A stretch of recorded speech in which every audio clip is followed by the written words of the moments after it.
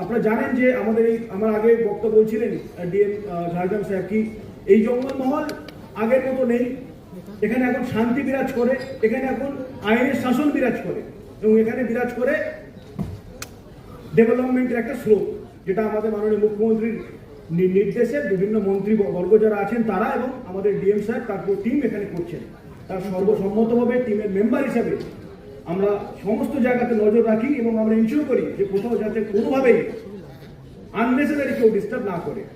আর শেষে বলার আগে আমি একটু অ্যালার্ট করে দেবো যে অনেক আছেন এই সেক্টরে যারা হঠাৎ করে দেখা যাচ্ছে ডিজিটাল ফাইন্যান্সিং এর সঙ্গে যুক্ত হচ্ছেন। মানে ডিজিটাল ফাইন্যান্সিং মানে বলছি অনলাইনে ট্রানজ্যাকশন করছেন বা অনলাইনে তারা অর্থনৈতিক আদান প্রদান করছেন, রেজিস্ট্রেশন করছেন, অনেক জায়গায় মোবাইলে ওটিপি আসছে, অনেক জায়গায় লিঙ্ক আসছে।